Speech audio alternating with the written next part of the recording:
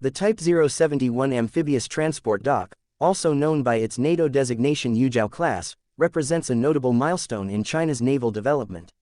When it was first launched in the mid-2000s, it symbolized a shift in the Chinese Navy's focus toward more expeditionary and global operations. At the time, it was a significant advancement over previous generations of Chinese amphibious ships, offering the ability to project force beyond coastal waters and support marine landings using helicopters and landing craft.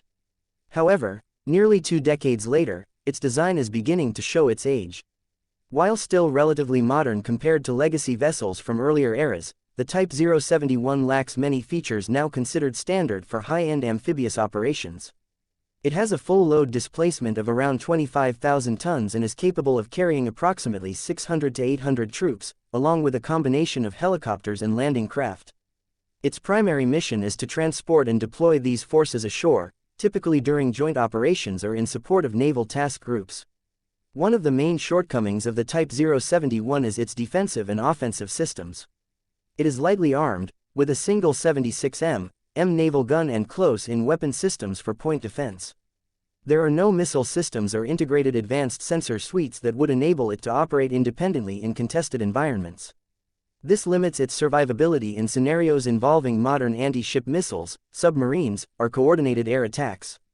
As a result, it must operate under the protection of a larger task force and is vulnerable if deployed without escort. From a technological standpoint, the ship's onboard systems are seen as serviceable but not cutting-edge.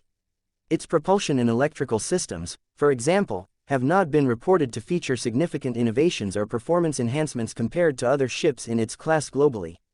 While China has improved its shipbuilding capabilities considerably in the past decade, early models of the Type 071 were built when Chinese marine engineering was still developing its modern industrial base. This means they may not have the same efficiency, durability, or automation features found in Western or Japanese designs.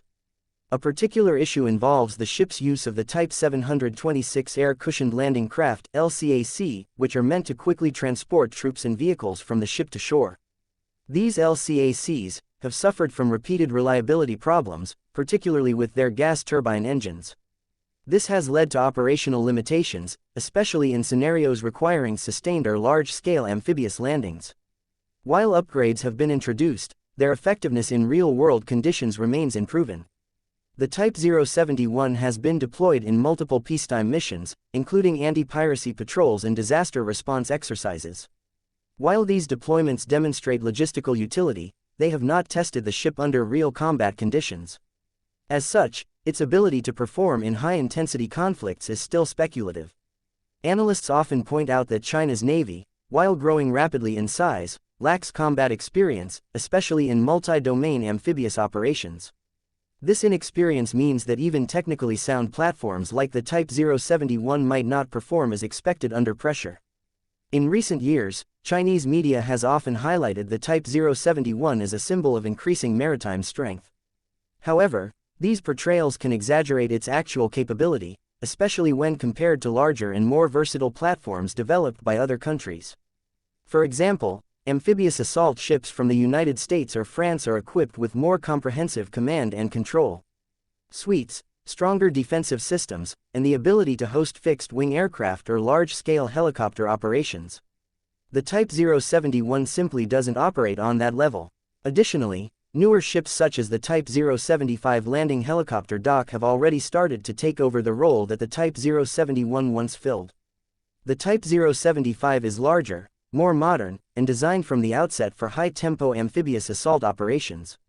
This further relegates the Type 071 to secondary or support roles within China's naval hierarchy. While the Type 071 was once viewed as a major step forward, it is increasingly seen as a transitional design, valuable for certain missions but not representative of top-tier amphibious warfare capability. It reflects an early stage in China's broader naval modernization effort, rather than its current technological peak. The Type 071 is a functional platform that helped the Chinese Navy bridge the gap between coastal defense and limited overseas operations. However, it is now technically dated, limited in capability, and increasingly overshadowed by newer designs. Its value lies more in logistics and low-risk scenarios than in contested amphibious warfare. Evaluations from defense analysts consistently caution against overestimating its effectiveness based solely on appearance or fleet size.